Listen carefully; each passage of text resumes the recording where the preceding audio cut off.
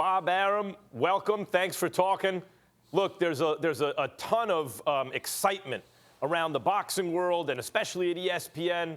You know, Tyson Fury, the lineal heavyweight champ, is coming. He's a big showman, and this is great.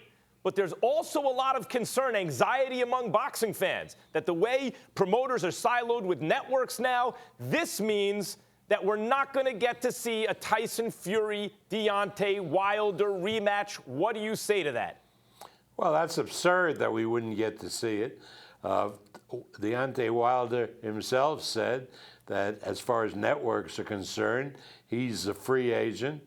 And as a matter of fact, Max, you'd be happy to know that today we are sending out an offer to Deontay Wilder, which will also go to his manager, Shelley Finkel, and his advisor, Al Heyman, making this offer, which is a tremendous one, to do the fight between Tyson Fury and Deontay Wilder.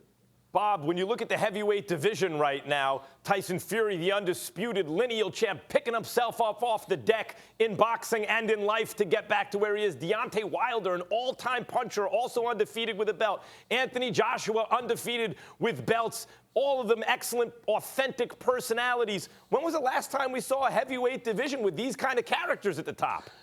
Since Ali and Joe Frazier and Kenny Norton were doing their stuff in boxing. And I remember that well because I was a much younger man and I promoted a lot of the fights among those three guys. And also, Ali fought Frazier, as you know, 3 times. And I promoted 2 of those fights. And he fought Ken Norton 3 times, and I promoted all 3 of those fights. And Bob, I would say there was another golden era between then and now with Tyson and Holyfield and Foreman and Lewis and those guys in the 90s. And you also co-promoted, which was, there would be an element of working with other promoters and networks for Fury and Wilder, or eventually Joshua. You co-promoted fights like Foreman and Holyfield. Under what circumstances is that possible, where you and one network are able to work with either another promoter or another network? You have to be a fool or be very selfish not to work with somebody else if you can bring a good product to market. That was the case with Top Rank and the late Dan Duva's Main Event. We worked seamlessly together, and we made Foreman Holyfield a great event. And all the fights that I did with Don King, who was my big rival at the time. And we brought to the public the Leonard Duran fight, the first one, which was did tremendous business at the time. And also later on, Oscar De La Hoya, Felix Trinidad. Listen, the public deserves to see the best fights. And if promoters can't work together to present the best fights, shame on the promoters.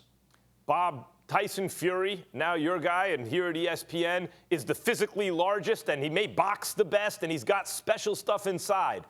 But risking him, as you saw against Deontay Wilder, guy under 220 pounds, but who chases these big guys around the ring, looks like he hits like Ernie Shavers. That is an enormous risk to take on a platform as large as this one. Why take it? Because, Max, let's go back to the days of yore. Losing a fight is not a death sentence. Losing a fight, if you fight well and you're courageous, only builds up interest in your next fight. Tyson Fury has become a face of ESPN and ESPN Plus, and thanks to our friends at MTK Global who made it all happen, Tyson Fury will remain a big face of ESPN and ESPN Plus, whether he wins or loses against Deontay Wilder. But meantime, by opening up the platform of ESPN, I mean, in my lifetime, boxing's never had this kind of megaphone to amplify and broadcast the message.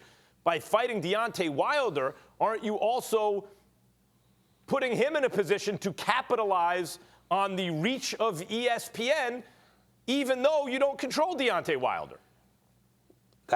You know, Max, now you've given me what, in effect, will be my sales pitch when we sit down with Deontay Wilder, with his advisors, Shelley Finkel and Al Heyman, if they choose to come to a meeting. You know, the proposal will go to Deontay Wilder with copies to his manager and his advisor.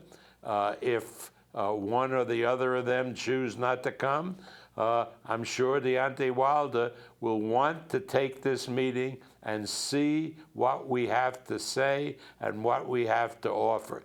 Listen, ESPN is the top of sports.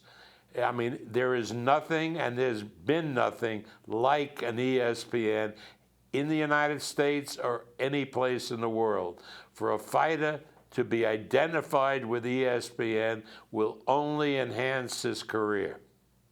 Clearly, in this case, I have an interest in agreeing with you, but in fact, I do agree with you anyway, Bob. I think that's plainly true.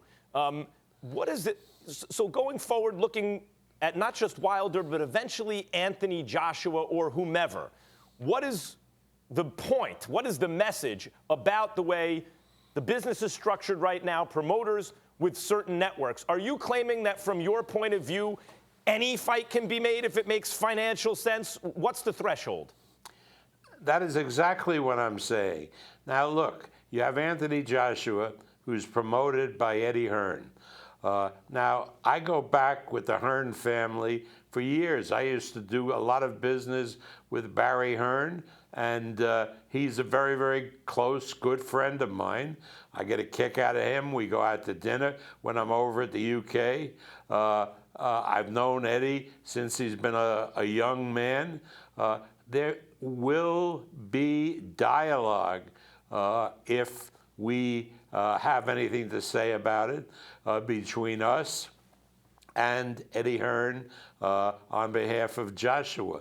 That fight can happen, and believe me, if they look at the track record of Top Rank, we want these fights to happen. It's no accident that we put on some of the greatest fights in history. It's a question of sitting down, working out problems, getting everybody satisfied, and giving the fans what they want. Bob, finally, you've been promoting at the top of the sport for about a half a century now. What the hell are you doing getting up in the middle of the night to talk to me about this stuff? About heavyweight? Like, what are you? Are you insane? It's 4. You have to get up at 4 in the morning to talk about this stuff. That's what keeps me going, Max. I mean, 4 in the morning. What difference is 4 in the morning as against 9? You got up early, right, to be on this broadcast. I can get up younger. Also. Yes, I am somewhat younger, although as you get older, apparently getting up early, if my parents are any indication, actually becomes easier, not harder. That is correct. But also, you're only as old as you feel. Now, I can't get around much like I did before, obviously. I mean, age does have some bad side to it. But in my mind, I'm as young as I was 50 years ago. And thank God I've been able to keep my faculties over these years. And probably it's because boxing, the business has been so challenging, and the people that I've had to deal with have been such characters that's kept me going for as long as it has. Well, Bob, if you're willing to make Fury and Wilder and eventually Joshua, keep on going. Thanks a million for joining us. Thanks for having me, Max.